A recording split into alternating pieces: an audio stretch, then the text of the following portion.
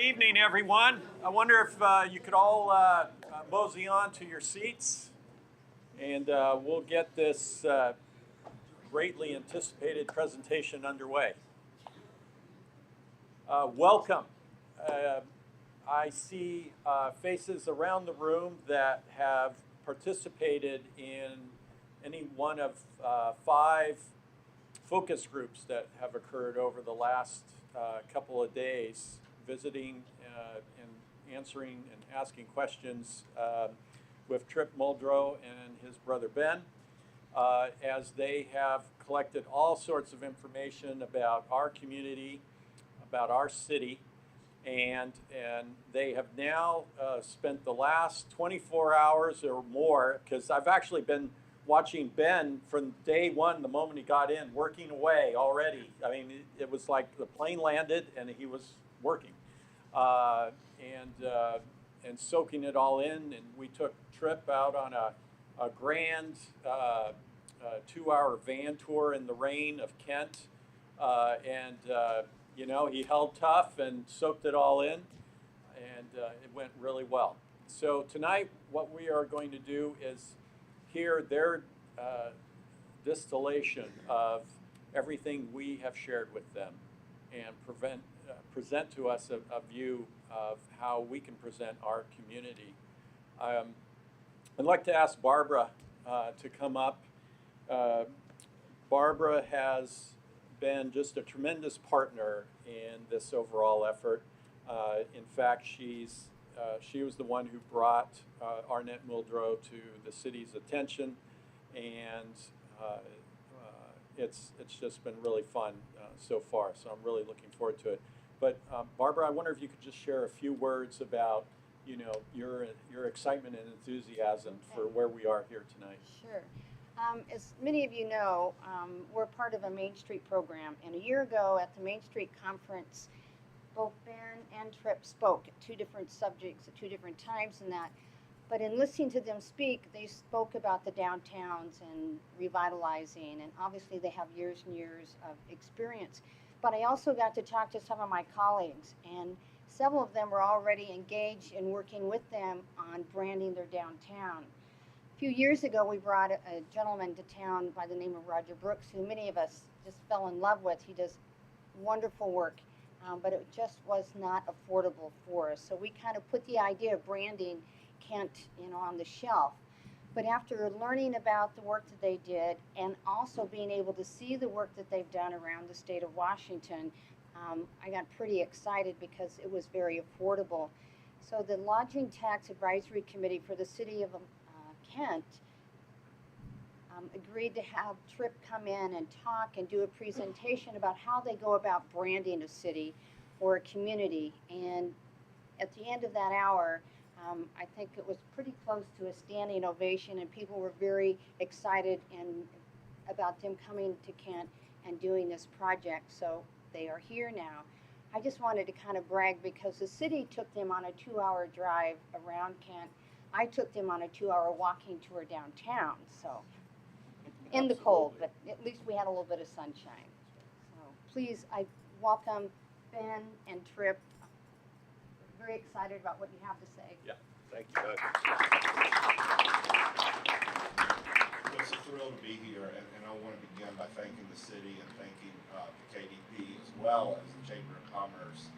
It's rare for us to have 3 partner organizations join together when we do these efforts. There's a lot of silos, as you know, in many communities, and here the fact that you worked through those partnerships and showed how strong those partnerships are here is a testament to the strength of the Chamber and of KDP and of the city.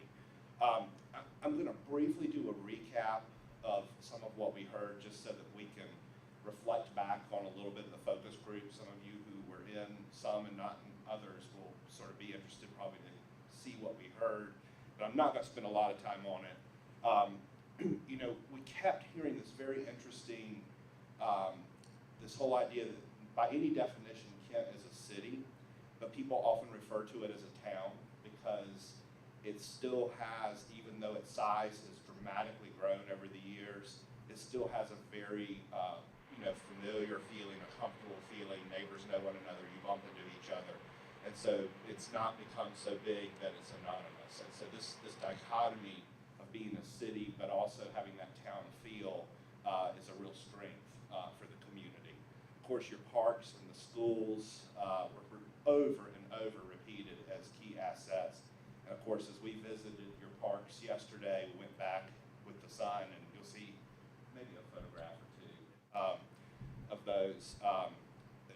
Tremendous assets here, and we had the real pleasure of meeting with students from your high schools, as well as Caleb, a middle school student here, who wrote a tremendous essay, actually sort of did my work for me on this job.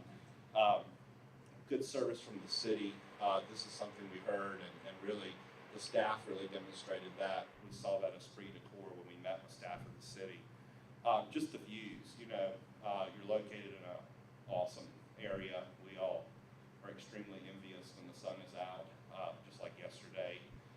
All the Cascades and the Olympics and Rainier were all out, and I wanted to just jump for joy. Showware, this facility was cited over and over as an incredible asset for the community. The fact that what it's doing in bringing people to Kent and exposing them to the community is a tremendous strength. Kent Station, of course, is mentioned over and over again. That, and I can't escape the Justice Center as well as a key strength for Kent. You're really, we in one roundtable, we really even got into this discussion of you're the capital of South King County, because you really function as that courthouse community for such a huge, huge county. The history here is so interesting. It's fascinating. Of course, last night as I was enjoying a beer, to know that hops was your first major crop, you know, full circle comes around when you sit down at Airways. The diversity here came through loud and clear. The number of languages spoken in the home is a key strength, and that diversity is growing. And we learned a lot about how Seattle to the north is actually becoming less diverse as you're becoming more diverse. It's a very interesting dynamic going on here. And your young people, I think it's important to tell those of you who are adults in the room, sitting in that room with the young people here in Kent, they are going to be the generation. They're figuring this out. They're getting it figured out on how to deal with diversity issues, and they see it as a strength that this city is diversifying as far as the cultures that are coming here. And of course, you know, the views are incredible.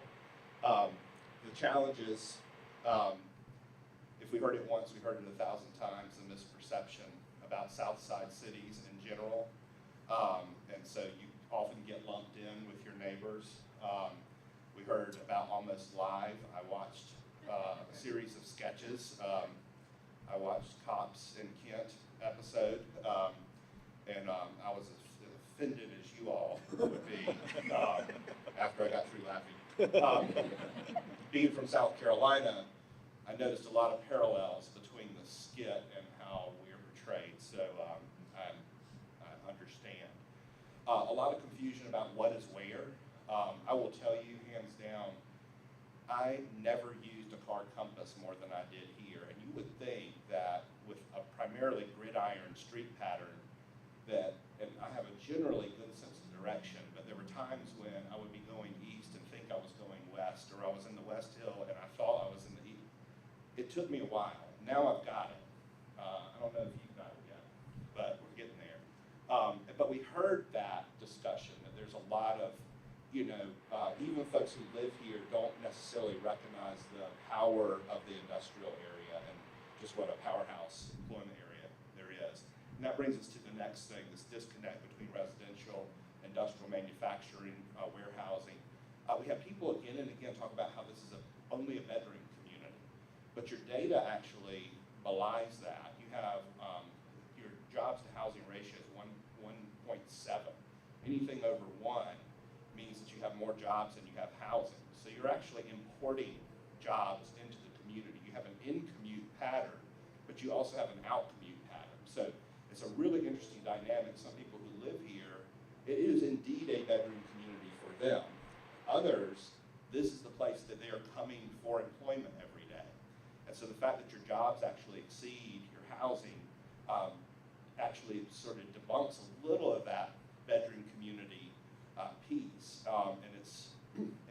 to that, being the second largest warehousing center on the West Coast, fourth largest in the nation, I believe.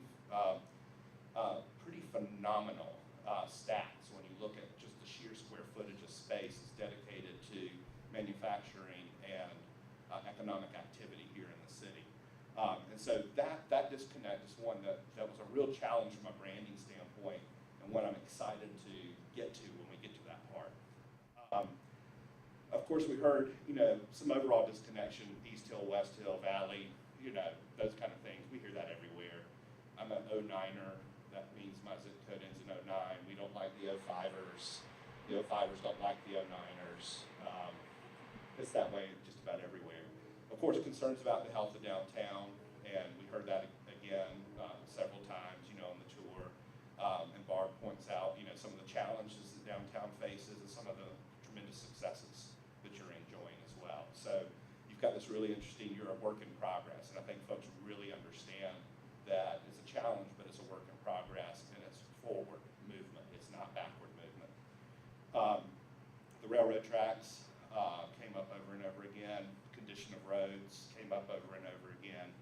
And then finding and understanding parking downtown was one of the challenges. Of course, we know being a commuter stop on the rail line presents a particular set of issues with commuters sort of bleeding over into Kent Station and even just, well, we both got parking tickets. We know about those issues. We hear it everywhere we work, by the way. Some opportunities. This whole idea of growing downtown as a residential destination. A lot of folks said, the platform's going to be a game changer here. I wholeheartedly agree. I watched it happen in our hometown, where we went from housing units in the downtown that you could count on two hands to over 1,500 housing units in the span of about 7 years. So we're a community of 57,000. So really interesting. I think it's going to be a really interesting dynamic to see the platform come on board. Of course, better connect Kent Station with historic downtown has been pointed out in several studies and observations. That's sort of that one block connection. I believe the platform is going to help solve some of that as it and other infill happens. Opportunities to leverage this diversity as a major asset in the community. You're already doing it with the International Festival each year. There are a lot of ways to celebrate that, and it really presents Kent a unique angle in the United States to showcase how well you're handling an issue that other communities struggle with. And then, of course, the continued growth of manufacturing. We know there's a drive in economic development to focus on not just storing it here, but building it here. Certainly that's your legacy, and it continues to happen here with some major industries. What's interesting to us is how low-key a lot of that is, and it's sort of we work in a lot of communities where the industries sort of puff up and they're all around the place, and you can't go anywhere with knocking into an exec from one of the major industries. Here they sort of lay low, and that's an interesting dynamic for you. And then, of course, new development, revitalizing aging commercial areas, the light rail and the Pack Highway, reviewing the study that went on for that Midway plan, tremendous opportunities there to turn what I think many would agree is a challenged area into a true mixed-use area in the future. And even things like Trader Joe's coming on board, changing a commercial district to sort of a neighborhood commercial node. You'll watch that transform dramatically. When they show up, lots of other cool things start to come right on their heels. So with that, I'm going to switch it over to wrap up with some branding observations that Ben and I both made, and then switch it over to him. One thing that we saw right away, and this was, I will say, a challenge for us, in that seldom do we go to a city that has so thoroughly implemented a city branding and a corporation identity everywhere. I mean, it is ubiquitous. It is on every sign in City Hall and Centennial. It's on blades of your streets. It's in parks. The color scheme has been well implemented. It's over and over and over and over again. So as we looked at this, we really had to look at, okay, how are we creating what we would call more of a popular brand and less of a corporate brand for the city organization? How do we create a brand for the destination, the place that is Kent, not the governmental entity that is Kent. So that's the real difference that we're looking at. You do have multiple web pages. This has already been pointed out in prior efforts. A real need for analytics on those web pages to understand that's the best way we can track how you spend your dollars. We really have been able to point this out on the color scheme, so I won't get too much in that. And you have this understated approach, as I said before. It's sort of a, we're not going to shout from the rooftops. We're going to sort of low key it, and so that's an interesting piece. And then, of course, your organizations here each have their own identity, and there's not necessarily a way for them to connect together right now. And so that's what we hope this system will be able to do. And I'll just say, there's a desperate need for community wayfinding. In the core of downtown, you have wayfinding, but even it's a little difficult because it's high and the typeface is a little small. And so I think that's something to look at long term, but that still would probably kick back to the city's corporate brand rather than what we're presenting today. So I'm going to turn it over to Ben with some of the branding additional analysis that he's done on that. Great. So one of the first things I like to do is look at all the things that exist. So I just collected some of the logos. You're probably familiar with a lot of these. One of the things that was very interesting was there was actually a lot of consistent use of blues and greens. And I'm not sure, it's hard to tell how concerted an effort that was, but that was something that was really positive. It was something that we were glad to see. But you also can see that there's virtually no continuity outside of that between the different organizations. Well, that is typical. That is, I'm not being critical. That is very, very typical of communities. And the thing that we hope to illustrate today is organizations can still create and maintain their own individual identities while also positively contributing to the overall brand equity of the community. So we're going to make some recommendations in varying levels of commitment for some of these organizations to show how they can really change and be a part of a greater system. But at the same time, just like Tripp mentioned, we're also going to introduce a whole new product that has not existed, and that is a destination identity. An identity that the business community can use, an identity that all of these organizations collectively are promoting. They are all working to make the place Kent, Washington better. So we also, I always think it's interesting to look at some of the peer communities around you. So I gathered some of these. I will have to say Tukwila is definitely winning right now. I'm just kidding. You can see a variety of styles here. And one of the interesting things, this is a really great example of what we were just talking about.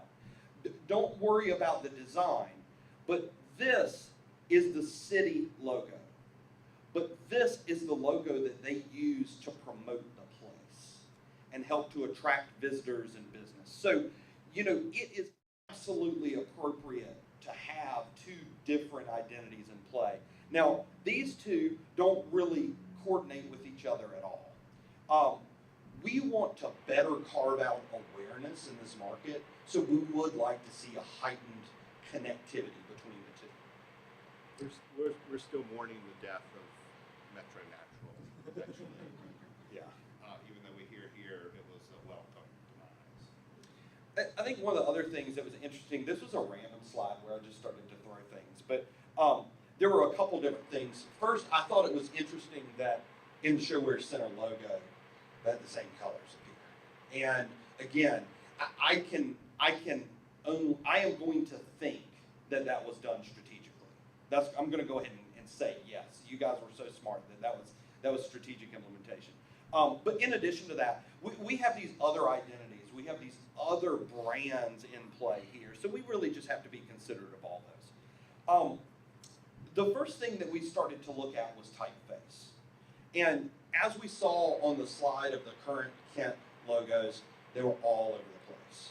Some were all caps, some were lowercase, some were what they call serif, and if you've ever seen those are the technical word is doohickeys, when your letters have doohickeys that come off of them.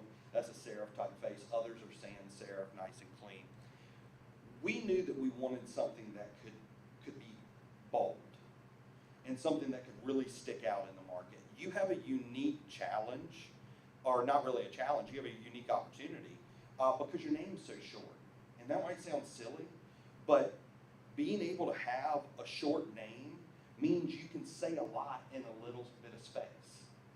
And I can tell you, when I work in a community like Starkville, it's a little bit more difficult to deal with than having 4 letters. So what we did was we tried to look for a nice, clean, contemporary serif style typeface that had sans serif style typeface that had several different variations built into it.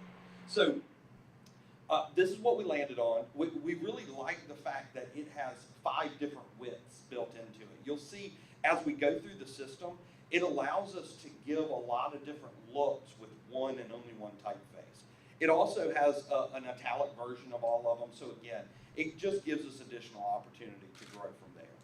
Now, I will say this is a lesson I have learned over time. You can use serif typeface and still have history. I think a lot of times communities get scared that the moment that you adopt a more contemporary typeface, that it means that you're ignoring your history. That's not it at all. The most progressive communities out there are the ones that firmly embrace their history. We made that decision very deliberately. Now, the next thing that we started to look at was colors. And we always like to start with the pre-existing colors. And the blue, green, and red of the city logo are probably the most visually implemented colors in the community because they are so present in the signage that does exist, in all of the kind of civic infrastructure in the public spaces. So again, when we look at these, we see that blue and green repeated over and over again. We wanted to keep that as a foundation, but we also wanted to dramatically expand the color palette when we talked about the destination identity, because we wanted to be able to bring the life and diversity of the community into it through those colors. So we actually landed on 8 different colors. That's about the most that we ever go into, but it creates this really, really nice spectrum. So what we did was we kept the blue, we kept the green. I will say we slightly adapted the red of the little dot in the logo. We wanted to go a little warmer there. But then we added in different tonal variations to create this spectrum of color. So from there, we've got typeface, we've got colors, and the next thing that we start to look at is the message. And we do that with something that we call a brand statement. I'm going to pass it back on to Trevor. We are Kent. We're a place of aspirations and have been since our beginning. We started as a farming community that became our foundation for decades. Hops, lettuce, dairy, and a host of other crops gave birth to the cornucopia symbol still found throughout the community.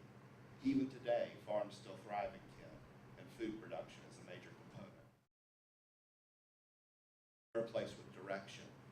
We're the second city to incorporate in King County.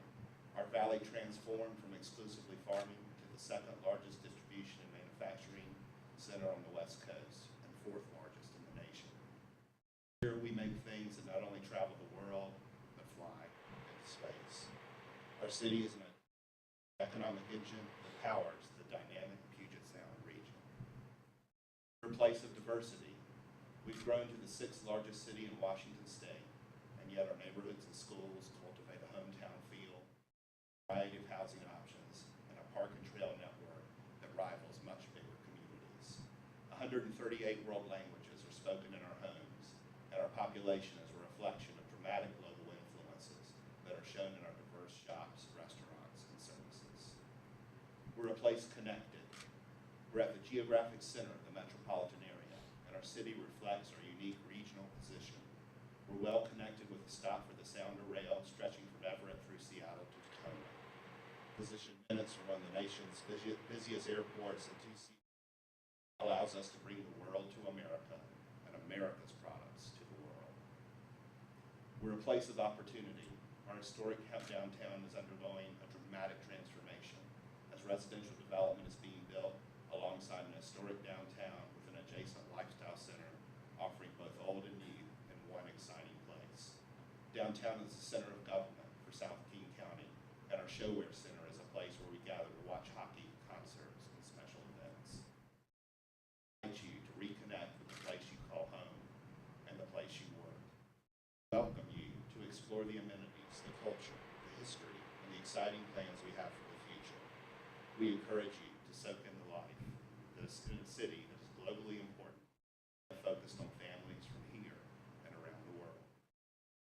Here at Camp Washington, bringing the world home. So, what we wanted to do with this tagline, bringing the world home, is really hit at what we heard as the crux of the issue here, of you being a community that is both a hometown and an international community. And so whether you're someone who's moved here from elsewhere, or whether you're a company that's operating here as a global company, or even a local company,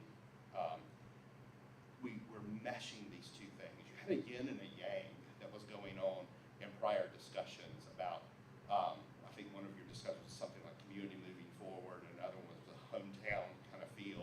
Well, this combines both of those together in one simple message. And so Ben will talk more about how that will work as far as implementation.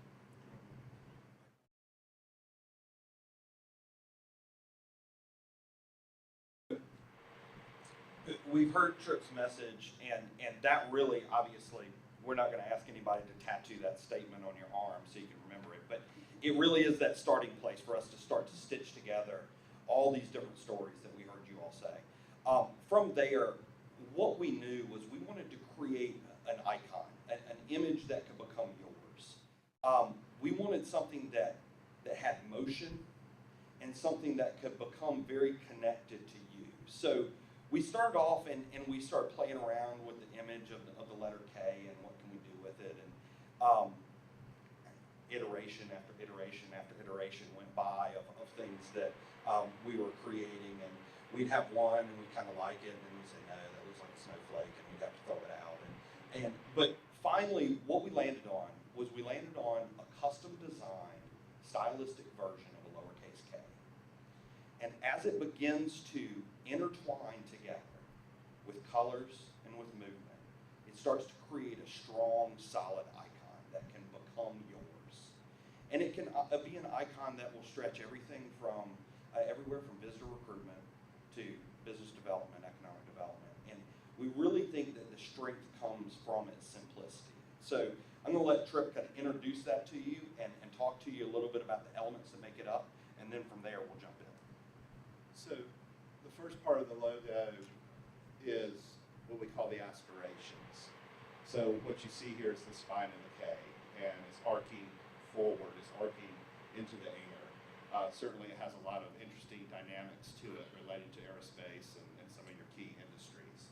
And then we have direction. And of course, direction can go all kinds of different ways. You look to the east, to the Pacific Rim, you look to all of the compass points. And so your stylized K can sort of go back and forth. And then you have connections that start to happen. So these letters start to intertwine with one another, and as they do, different colors are introduced, showing for the diversity. As they come together, represent something. So we have downtown, history, industry, agriculture, neighborhoods, parks, environment, and people. And so that logo itself then interlocks those K's together, and what it does is create this global sort of look of the world with your monogram repeated over and over again. That put together with the typeface and the tagline, and you have something that's very usable in all kinds of different settings. So I'll turn it back over to you to talk more about it. I think one of the things that we knew that we wanted to do was we wanted to use that color to create a sense of motion. We also really liked the fact that there was those arrows, although you can pick the orientation that you're looking, they're also all pointing arrows. everything ends up coming back to the center. And that really, we felt, also spoke to your position in this overall region. You really do play an integral role in the entire regional economy. Now, from there, we like to go ahead and we start to test it out, make sure that it works. You know, it's got 8 different colors in it, so obviously we're not always going to be able to print in full color. So we test out single color versions, and then we begin to test the different orientations, giving some that are more horizontal, some that are more stacked. And then being able to test how it moves into the different sections. Now, downtown is, in the past, it has been, it has had to use the organizational logo of the partnership to promote the place. So once again, we want to separate those two out. We want to give a sub-identity that's directly focused in on downtown Kent. So you can start to see where the simple icon, the clean typeface, and the colors help to tie those in together. But then from there, we start to look at the organizational logos. And with that, we start off with the Kent Downtown Partnership. Now that we have this colorful kind of movement and energy-driven icon for the downtown as a destination, we have the opportunity to do something with KDP that is a little bit more clean, contemporary, and kind of economic development driven. They are an organization that is targeted on being the economic development engine for downtown. So what we did was we simply took one of those elements, the one that points down to downtown, the center of it all, and we created that stylized version of the KDP logo. We give a full version that is the horizontal, and then also so many times, I mean, people refer to the organization as KDP. I heard KDP over and over and over again. So being able to really adopt that and use that and have something that's yours, this is not a typical look for a downtown organization. This will actually place KDP in a different tier among their peers. Their peer organizations many times are kind of, you know, all shucks. You guys have a much higher level of sophistication with the things that KDP is doing. So we wanted to make sure that we promoted that and solidified that. And then you can even see down at the bottom how we're able to tap into that color palette and give variations of this identity for the 4 committees that they use to implement this 4-point approach to the Main Street model that they employ. Now, from that, this next one's a little scary, I will say. This is where we start to talk about the city identity. And we know that the city logo, as we've said, we have preached on how well it has been implemented. So what I did was I took my artistic license as a kind of minimal evolution of the identity, where for most people it would look and feel pretty much the same, but it would adopt some of the type elements to tie in. So you can see here the current logo. I changed the proportion between the picture and the words. One of the things I found in the implementation is many times when you get to a certain size, you can no longer read who it is. And all of a sudden the graphic became more important than conveying what you're saying. So this is a simple evolution of that design that could be adopted at any time in the future. And the nice thing about an evolution like this is it does not require the replacement of any past investment and resources. We wanted to be very, very mindful of what the city has already put into the successful implementation of that. Now, the next is the chamber. You know, the chamber is a business-oriented organization that is focused on pushing this community forward. So we wanted to give them a slightly more contemporary look. We feel like chambers, especially today, they are constantly trying to make sure that their investors realize the value that they are bringing to the community. So being able to firmly position them as a forward-looking organization that really is moving the economy of this community forward. So then all of a sudden you can start to see how these things tie in together. Now, the next phase that we're going to start to look at is how we can roll this in to some of the event logos. And we already have ideas. Now, granted, we didn't necessarily get into it yet, but we've already had ideas about how we can tie it into International Festival, how we might be able to consider some changes in some of the names on some of that stuff so it better promotes this overarching brand. But then also looking at things like Cornucopia and being able to tie this into some of those events. So that will be something that will come as we keep moving forward on it. Next, just wanted to show some different collateral materials, some ways that this can start to turn from logos into actual implementation in the community. And the first place I wanted to start was with street banners. Now, right now, there are banners all over the community. And the banners feature photography. It's great photography, and what it actually does is the banners help to inform people of the different things that they might experience here in Kent. Well, the thing that it doesn't do, though, is it doesn't help to create a visual and conceptual connection between Kent Station and downtown.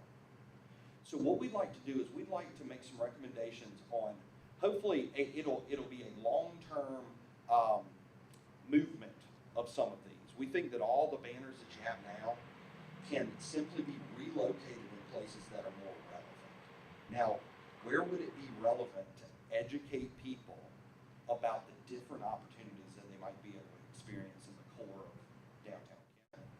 Well, believe it or not, there are tremendous opportunities in the lighting poles of the parking lot of Kent Station, all around the outside of Kent Station, and all along the parking lot of this center here. And we don't give those credit. We don't think about that being a place to educate people.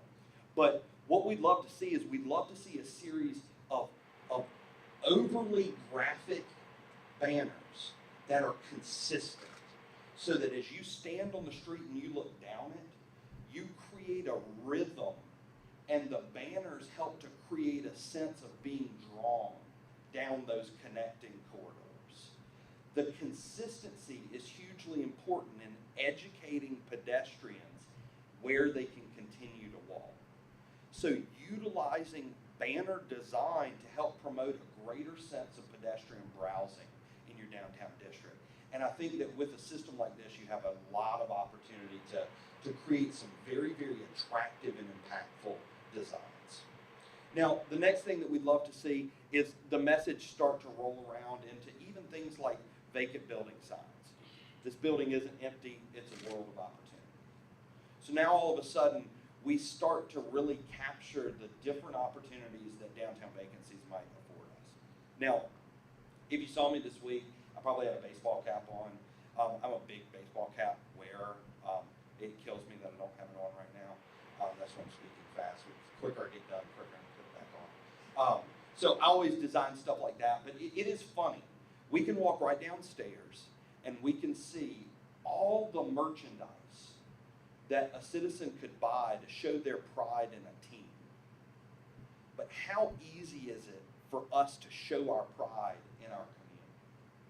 We'd love to see the resources that we create be available to the business community to create collateral materials to help people show their pride in Kent. So I like to design a hat, shirts, all kinds of things. Those are the resources that we really need to promote, but they're also resources that can help our local businesses. So that's something to remember. Now, there are a lot of websites out there. There are a lot of really good websites out there. We'd love to be able to make sure that the design of the sites that we're sending people to help to convey the overall personality that we're trying to establish here. So what I did was I simply took a shell of some of the content that I think is on the downtown website now and started to play a little bit with the design so we can see the look and feel that can be created.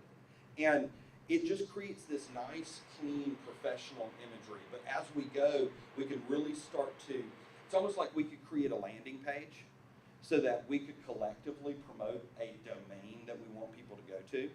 And then once they get there, they self-define where they go next. I had a great conversation with some of the city staff about some of the technology underlying the current web infrastructure. And there's tremendous opportunity for us to utilize the web for greater interaction with our potential customer base. This next one is fun. Sometimes I like to design reusable shopping bags. They're called reusable shopping bags. I actually call them trunk mats because they only sit in my trunk, and I always remember them at the checkout. But I designed a custom bag for you guys, taking a variation of that tagline, bringing the world home, and this says bringing the groceries home. But you know, being able to have a little bit of fun with it, I think is really important. Then seeing how the resources, the look, the feel, the overall resources can kind of turn into printed materials to everything from available properties, you know, economic development packages, to shopping and dining guides. Those are all very, very important tools. And then finally, we move over to some of the advertising. And to me, this is where it really gets fun. Let us welcome you in 138 languages. You know, being able to simply and succinctly tell that story. I think one of the things that I saw as I reviewed a lot of the past resources that the community has invested in, you all understand the importance of buying advertising and trying to get the name out. But having the confidence to say it in a way that make people kind of step back, it is very, very typical. You go through the process of getting approved to buy an ad, and then the next thing that happens is you write down everything that you've ever wanted to tell somebody and figure out how to stuff it all in that ad. And in trying to say everything, a lot of times we end up saying nothing. Being able to use dominant images, and again, whether it's words or photography, you do not have to feel the stress of telling the entire story in every ad. Being able to pique interest and connecting things like Kent Station that people might know to the lake that they might not know, or vice versa. Being able to make sure that you're enhancing all those assets that you have. Able to take brands and help use those to push awareness of what's going on here. Starbucks and Kent, together we're roasting. Now, is it a huge deal that you have a presence of Starbucks here? Well, it's probably far less relevant to somebody from Seattle or Tacoma than it might be to somebody from farther away. Is it relevant that you are one of 6 locations in the country that they roast beans for their coffee? Yeah, that you have moved into a relevancy statement. So being able to find that and tell that story is where it really gets interesting. Again, capturing some of those images, telling some of those stories. The thing that was interesting, especially as we get into your downtown, is the architecture of your downtown makes it harder for a person to realize how much is available. You have long, continuous buildings that as you drive down feel like singular structures and singular businesses. So the realization of the number of businesses and different things that you can find downtown is not processed until a person converts into walking. So, you know, you can imagine the catch-22 of not knowing what's there until they're walking and not wanting to walk because there's perception of nothing there. So we want to make sure that we can use some of that marketing to help enhance the awareness of what we can find. REI and Kent, together we're climbing. You know, you ask anybody across the country, where is REI headquartered, and the answer is Seattle. We like to think we could change that a little. And they picked Kent for a reason. So being able to take that story and use it to our advantage, I think is something that we need to focus on. Man, we went over to Earthworks, and It is absolutely fascinating. It is one of the coolest things, and especially I think in our business, like Tripp and I both were taking pictures and like sending them to landscape architect friends of ours. And but you know, being able to think that literally in 10 minutes we were able to take both of these pictures in the same day, right here in Kent. I mean, that's pretty cool to me. Boeing and Kent together were soaring. Now, again, I get that Boeing has a huge, huge impact in this region. But, you know, I think that some of your success stories are something that you should really promote. I mean, to me, I don't know about you, but Cadillac just spent millions of dollars to buy an ad on the Super Bowl. And one of the things that they mention in that ad is the fact that we built this lunar rover and left it on the moon with the keys in it. And it was built here. And we even heard the story, we don't know if it's true or not, but it's so cool we're gonna go ahead and keep it, that they tested the rover on these hills, you know? Again, I love it. We're gonna take that and adopt it. We're gonna make it reality today. But being able to tell those stories, you just own it.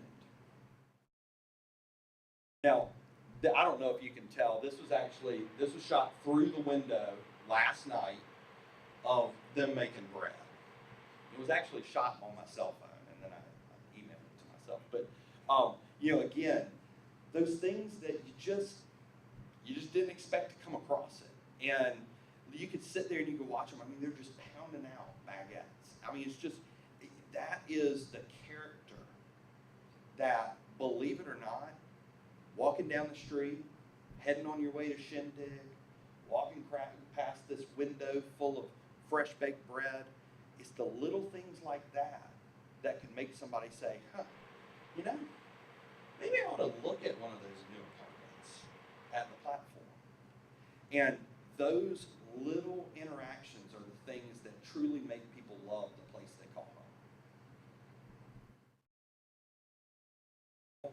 In anything you do, you need to remember that there needs to be a constant invitation to rediscover. It was very sad to me to hear how often Almost Live was mentioned. And, you know, Tripp commented on it and went and prolonged the legacy of the impact by watching those horrible, horrible videos. But, you know, one of the things that hit me was just like, you know, as much as that was mentioned, how cool would it be if we could go and engage one of the folks from the show and have them come out and be the new spokesperson for Kent? Brenton already did that. Yeah, Brenton already did it. Good for that. Yeah, well, let's get somebody else in there. Yeah, well, I mean, obviously, you know, that is one of those things where being able to neutralize that, and I think that's part of the reason that we're trying to create that personality that we are. Off the opportunities and kind of creative clustering of imagery, here we've got on the top an image from the newly renamed Kent Teaching and Toys. This is one of the coolest stores I think I've ever been into. I can't think of too many places where you can combine Legos, books, that the Boy Scout supplies, and that cool corrugated scalloped billboard edging. I have to tell you, like, I went in to take pictures and I had this weird desire to buy some of those small green chalkboards. I don't know why, but it's like, man, it reminded me of when I was getting D's in handwriting in elementary school. So, you know, being able to tie those images into images of some of the parks and being able to really talk about that kind of family orientation. Airways and Kent together, something's brewing. You know, you got a business that started here.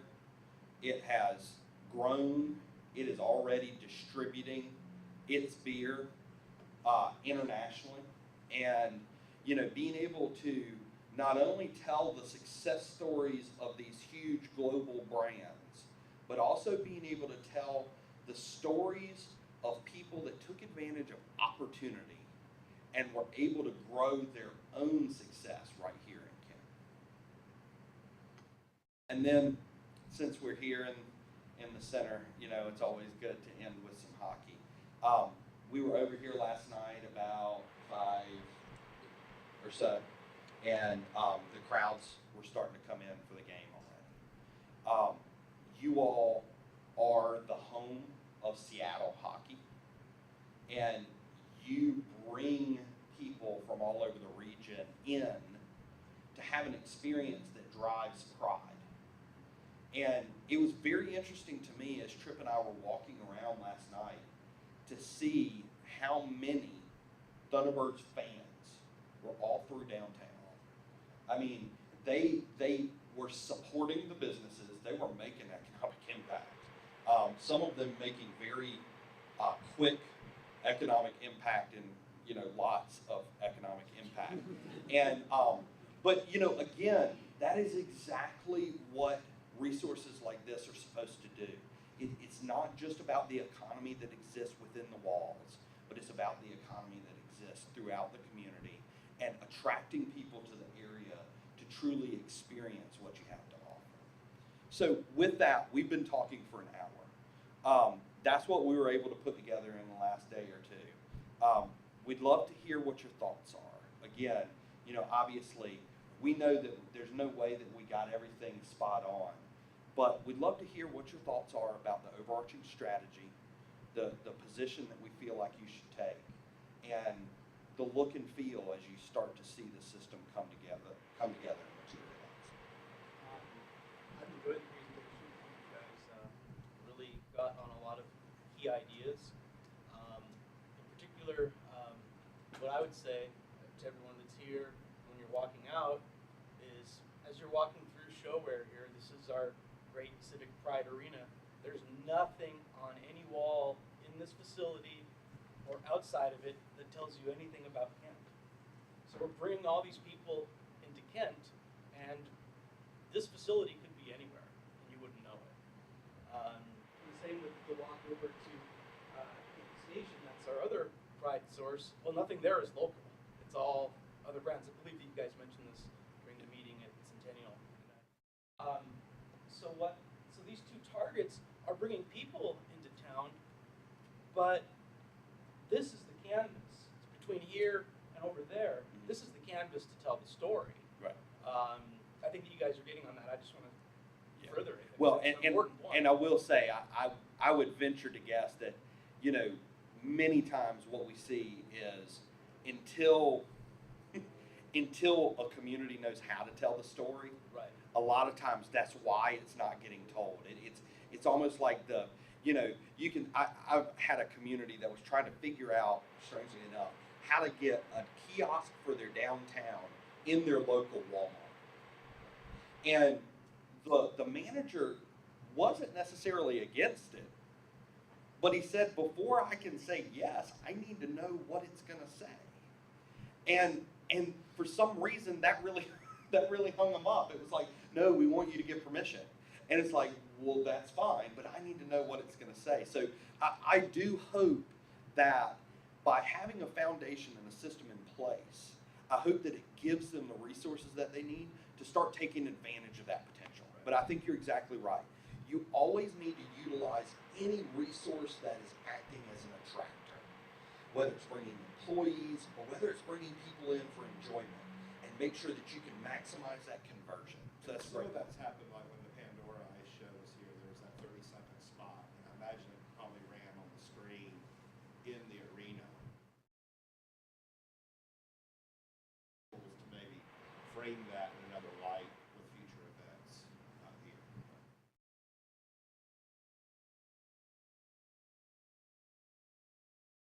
Minor detail, why did you choose to go from all caps on the Kent logo to using the lowercase, the ENT? As I went through, one of the big things is all caps is less legible. And since the name was so short, I wanted to go with something that was still bold and impactful, but also had a certain inviting sense to it. And that's why, to me, it gave us that opportunity to kind of bring those together. Good. Yes, sir. You talked a little bit about banners. I like to use.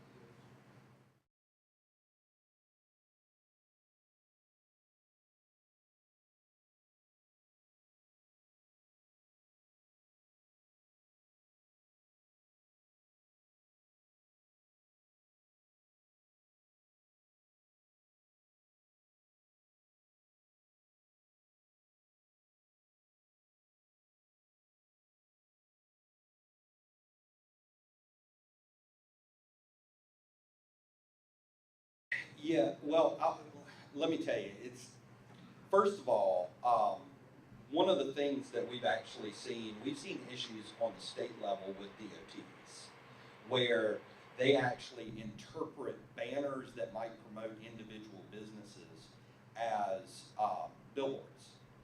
And therefore, if it's on a state highway or state maintained road, so that causes it causes a pain. Now, as far as the big, if we talk about Get over that. If Yeah. you Get over that issue. if we talk about the big general concept of using banners and signage, if we say it that way, to help promote businesses, the things that we've actually seen be a bigger issue are signage that helps pedestrians to know of other businesses that are kind of down the way. And Kent Station, I think, does a real good job inside it to help you know where the other businesses are. We could really benefit from that in the historic core, but then you get into that issue all the time of, well, I mean, should the city pay for a sign that then is going to promote a business? What we've started seeing, and I love the idea, is they create these, we call them more to explore signs. And the whole purpose of it is to help educate the consumer about more retail and commercial opportunities for them. And then the signs are purchased by the city, and they have sections where you can insert Lexan panels, and the businesses purchase the panels. So then all of a sudden, it's almost like you create enough of a yes but to get over anybody that complain for it. In terms of promoting individual businesses with banners on public property, I haven't ever really seen it used in marketing. I've seen it used for sponsorship. I've seen them used trying to go out and get sponsors. But in that arena, I will say, if possible, I love the continuity. I love being able to use banners to create that rhythm. And I don't know if that answered it. And I feel like What you may consider, and what, again, we deal with this with sponsors, but then you can do it either way depending on what you want your hierarchy to be. But banners are actually read from the bottom up rather than the top down. And so if you wanted to have the business featured on the bottom, that's the primary spot, and then have Kent consistently on the top. We often tell communities if they're looking for a sponsor, tell the sponsor they're going to get up top billing. They think they're getting the best spot, and then you put your name on the bottom, which is actually the best spot. So there's a little bit of reverse psychology going on with banners, but you can do both and at the same time if you create some consistency in it. Where we see it fall short a lot of times is if each banner looks completely different.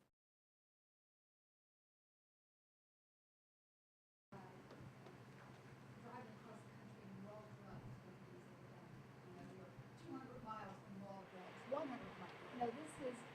That's up the anticipation. And being on the committee that is looking at the architectural, town. And I'm hearing what you're saying in terms of leading the individuals. It's just a path and directional signs.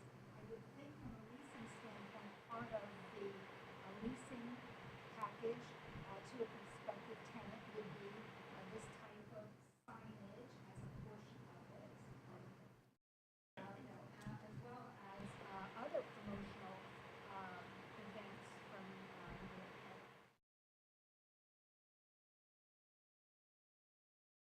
highlight these things. Most importantly, I think what we're seeing here, and you'll see it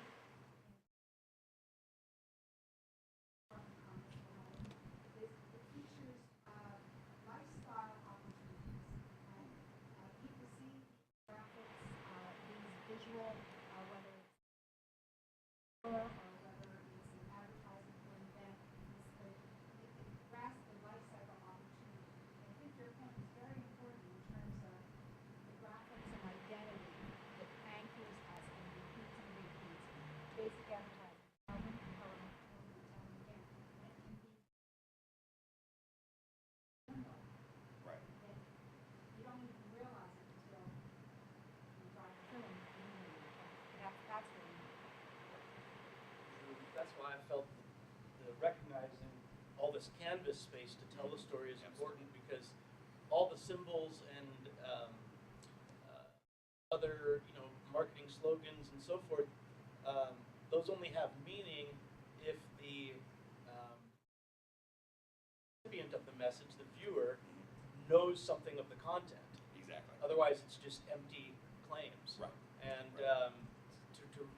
there is these great elements in Kent and its history and its present and its future, but it's going to require storytelling. I mean, I realize that you guys know that. I just want to further require storytelling. Other thoughts? I know that this has all been centered in Delaware and Kent Station, but there has been nothing to tie the West Hill and the East Hill together for all this. So, I mean, like, you did say about the Trader Joe will do to bring more development up there, but still we have the East Hill, and there's been research to help build that up. And the same way, like you said, Midway, but something to tie all them in together. Right. Well, and I think one of the things that you have a local vernacular that refers to the different districts, but I think that when you get into and our hope was a lot of this story that we're trying to push is a people story, and those hills are, I mean, that's where a lot of the people are. So one of the things that I don't think we want to do is I don't think that we want to go and use this system to further divide the differences between, but instead use them to help people understand all the different components of the community. But I will also say, just with the simple time, I think it's one of those things where we know that we want to have the entire community represented from the elements. Contemplated it and talked about it amongst ourselves that the logo itself, same way we did downtown with that downward facing, arrow, that you concept with the neighborhoods east and west with the round, because you've got these 8 points like a compass point, so you can start to orient and highlight different areas if you want to go that far.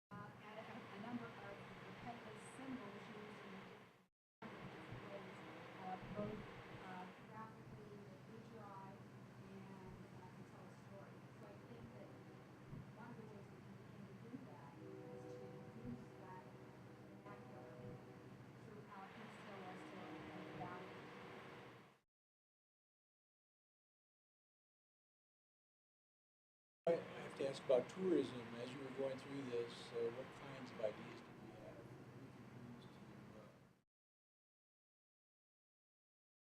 Well, I mean, I think that, you know, the overall visitors to this area, you know as well as I do, we can break them down into numerous categories. If we focus in on the visitors that are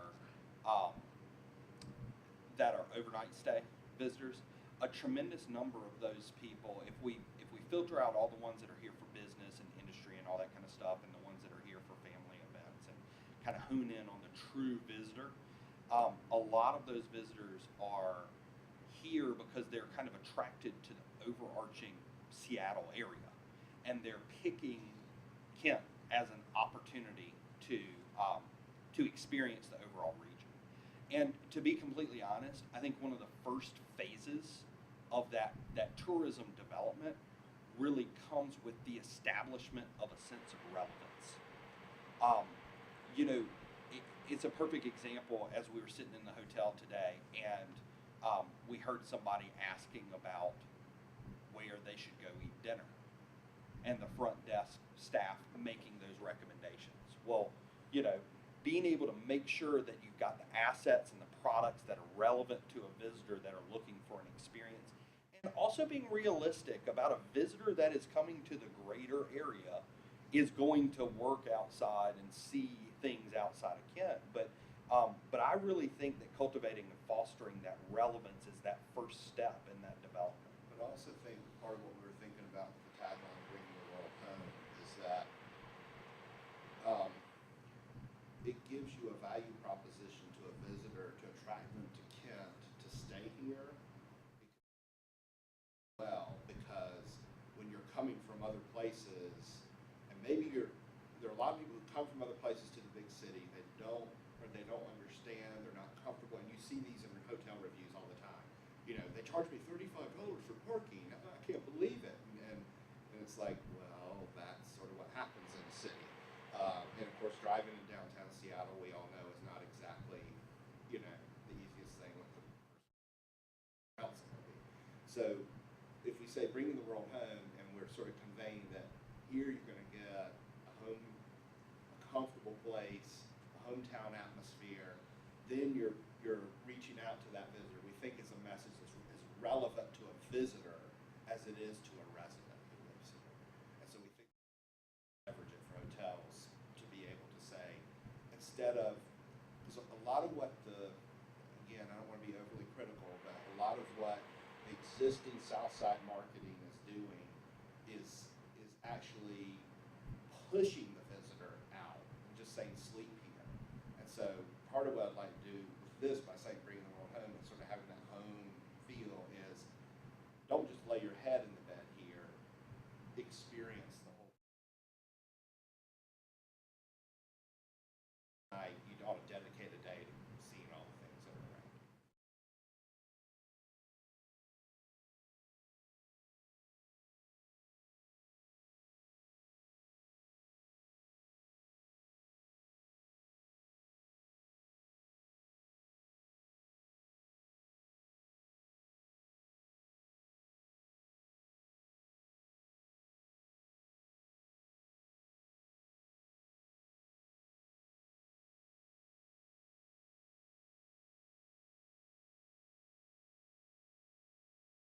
Wanted to show, Yeah. like, we wanted to show motion. We wanted to show forward motion, and we wanted to show progress. We also wanted it to come in and be centered. You know, stuff going on too in it that we can get into. But there's an 8-pointed star in the middle. The 8-pointed star has got a lot of meaning to a lot of different cultures all over the world, and all of it's positive. So there's no one that uses the 8-pointed star for a negative, you know, meaning. So whether you're Hindu or Judeo-Christian, whatever, or some even mystical kind of things, all that means is positive. So it's a subtle thing, but it's one that when we start getting into what the vacant space is in the middle, we wanted to make sure we weren't creating a symbol that would end up being misinterpreted somehow. Right. So there's things going on in it that are even hidden, but there's some other stories that you can talk about, the yin and the yang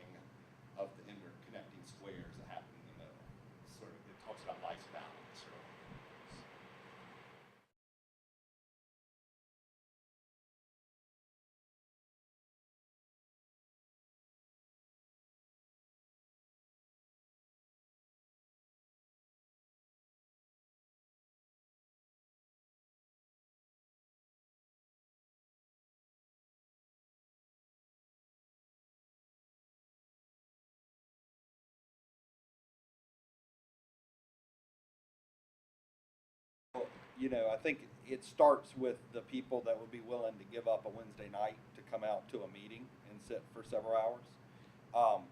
You know, a lot of times communities love to do these big launch events, and what they end up doing is they get excited about planning an event, and then they don't really think about the implementation that happens after that event.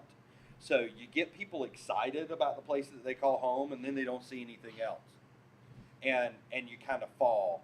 We can talk about the one that did do it right. Yeah, I mean, I did. I worked in a community in North Carolina that they invited me to come and speak at their launch event, and it was the, I got to tell you, it was the craziest thing that I've ever been a part of. It started out as a private reception where they were selling tickets for $85 a person to a private reception so that you could get a preview of what it was going to be.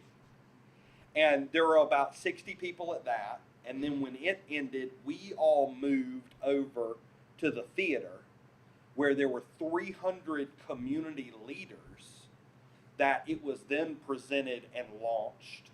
And they had like the local director of the theater there who gave a dramatic reading of the brand statement and all this stuff.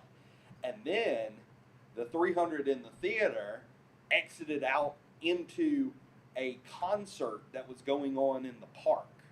And they had over 3,000 people in this concert.